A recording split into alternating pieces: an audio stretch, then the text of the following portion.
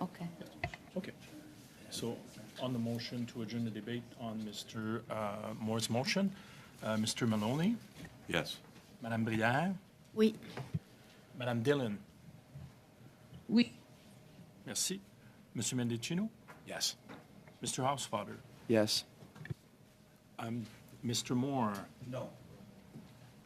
Mr. Paulus, Monsieur Paulus, Monsieur Van Popta, No. Madame Gadu, No. Monsieur Fortin No. et Monsieur Garrison. Yes. Il est 6, né 5. Motion dure. Okay. Debate's adjourned. Merci beaucoup. We will now continue, and Madame Brière. Madame Brière, you have 5 minutes. Thank you, Chair. Good morning, Minister, and thanks to all of your team for being here this morning with us. We are living in an increasingly divided world. Even though everyone has a right to their opinion, there are pros and cons on several subjects. And there are those in favor of and against certain subjects, and we are quick to categorize people and give them a title in an increasingly complex world. And perhaps because of my previous work, I believe that it would be better for us to be more caring, listen better to each other, and show open-mindedness. In your comments, you referred to Bill C-63, which intends to protect children online. We have heard many things about this bill. I have 2 questions. First question. Do you believe that the definition of hate speech included in C-63 will really make it possible to achieve the goal of protecting children online? And my second question, the bill seems to be open to being applied in prevention. In other words, before an individual has said or done anything. I would like to hear what you have to say about that. Thank you. Thank you, Madame Brière. What I'd like to point out, because it deals with the same subject that Mr. Moore raised, is that, first of all, in English, online hatred has real-world consequences. Again, talk to the Afzal family, Mr. Moore. Talk to the family of the 6 men that were killed at the Quebec Mosque in terms of those real-world consequences. Secondly, it seems that conservatives seem to be operating in this make-believe world that hatred isn't already regulated in Canada. We have 318 and 319 of the Criminal Code. Those have been upheld in Canada as reasonable limitations on speech because hatred is not protected in this country. The proposition we're putting before it is that if hatred is not protected in the real world, why should it be protected in the online world? That is where we have a difference of opinion, Mr. Moore, and I think it's something that you need to address for yourselves in terms of trying to understand why groups like the NCCM and CIJA are behind this bill, because they want to see a curb on that very hatred. With respect to your question, Madame Brière, will the hatred definition help to protect children? Absolutely it will. And again, this is not my definition. This is the definition entrenched by the Supreme Court of Canada. I didn't make it up. The Prime Minister didn't make it up. The courts have already established this definition. That's the definition that we purport to use. And it will keep kids safe as they move into adulthood, because we need to keep everyone safe. It's not just about targeting children alone. I'll point out for Mr. Moore's edification that Australia moved on children alone in 2015. 9 years later, they've moved much beyond that, Mr. Moore.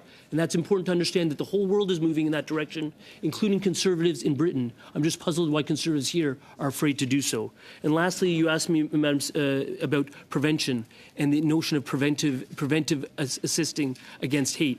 This is a very important question. And what I would say to you is that we already have, in certain defined circumstances where reasonable grounds can be made up, the ability to effect a thing like a peace bond to prevent harm against a woman facing domestic violence. That includes preventative restrictions on speech, prior restraint of speech. What am I talking about? I'm talking about a man estranged from his former wife who cannot, because of a peace bond, post revenge porn about her. In certain circumstances, we allow this.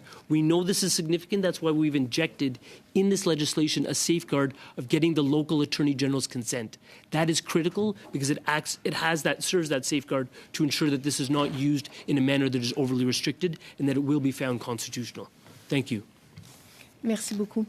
Dans un autre sujet, Thank you. And changing topics completely regarding the appointment of judges.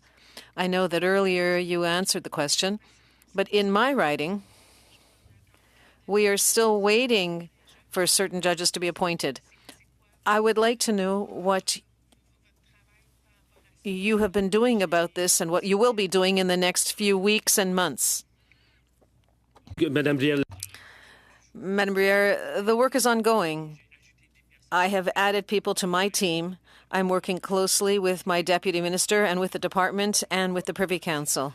As I've just mentioned, I have already communicated with the judicial appointment committees, the JACs, and I wrote a letter saying this is a top priority for me. What I've already mentioned is that in 7 months I have appointed 74 judges, and there are other appointments coming up in the next few days. I will continue to work very hard on this because it's extremely important. And I will always keep two principles in mind. Number one, the most intelligent lawyer possible with a knowledge of the law. And second goal, to represent people, such as women like yourself, because we need women to represent the diversity we have in our country. Thank you. Thank you. Thank you, Madame Brière. And now, Mr. Fortin, you have 2.5 minutes. Madam Chair, for 2.5 minutes, Mr. Minister, with all due respect, you didn't have time to answer my question earlier, so I will content myself with this question that I am asking yet again. I would like a yes or no answer, and quick one, please, because we only have 2 minutes.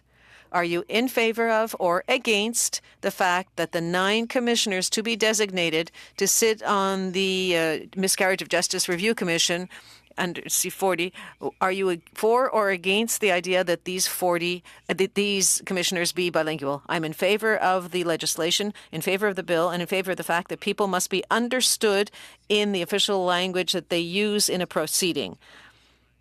And with translation, that will happen. Well, that they'll be understood, but that's pretty vague. You mean bilingual or not bilingual for the 9 commissioners? I am in favor of the bill. I am against filibustering by the Conservatives. I am in favor of bilingualism and in favor of the fact that they must be understood when they talk. Well, listen, I'm in favor of apple pie. There's no doubt about that. But I find that my question is simple.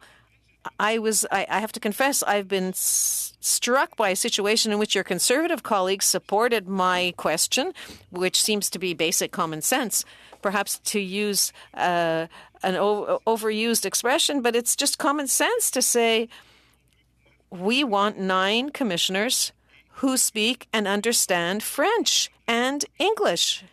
I don't find this to be abusive. 9 out of I don't know how many dozens or millions we're talking about of citizens in Canada.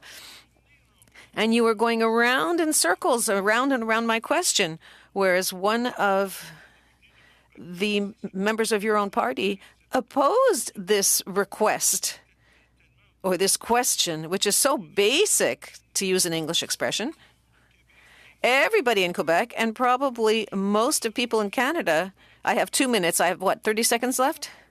Most people in Canada agree with this. Mr. Minister, before my time is up, one last time.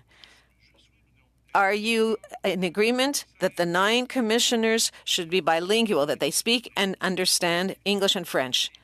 Yes or no?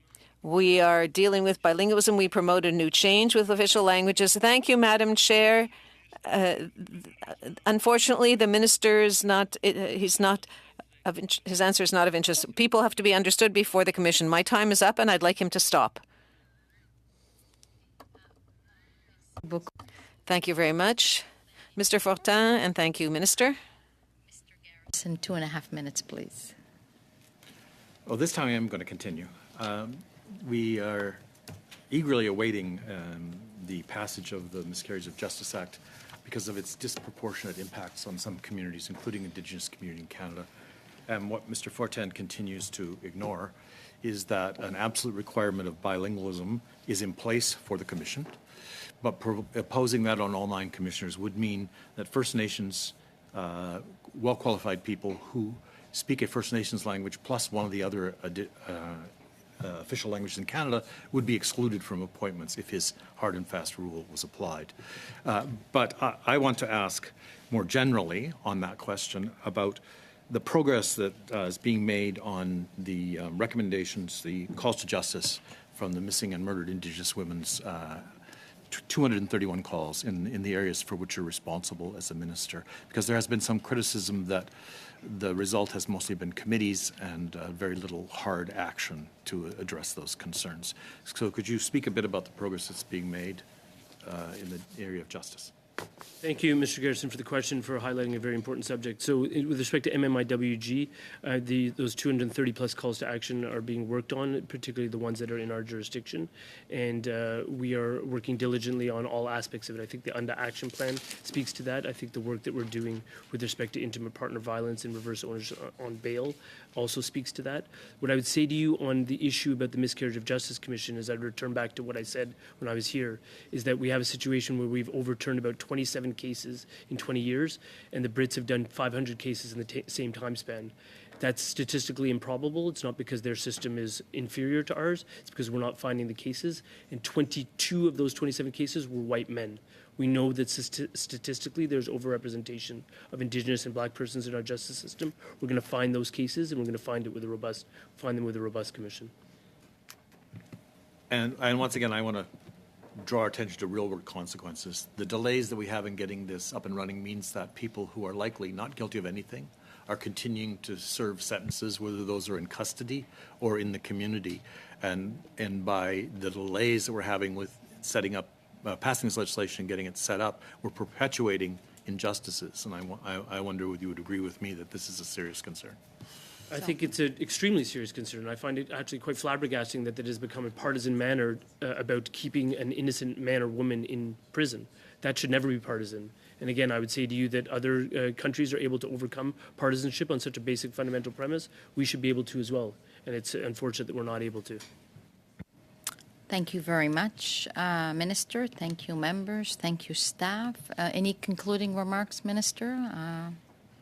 My concluding remark would be that with respect to Bill S-210, that proposed by Senator Milleville-Deschênes, there are very legitimate questions that relate to privacy interests, right? And what we need to do is we need to understand that age verification, age-appropriate design features are entrenched in Bill C-63, something that Monsieur Fortin seemed to misunderstand. And secondly, that the idea of uploading an age verification measure, such as one's government ID, is something that has actually been roundly criticized, including by people like law enforcement, who would be concerned about what that kind of privacy disclosure would do in terms of perpetuating financial crimes against Canadians. What we need to be doing here is keeping Canadians safe by ensuring that there are age-appropriate design measures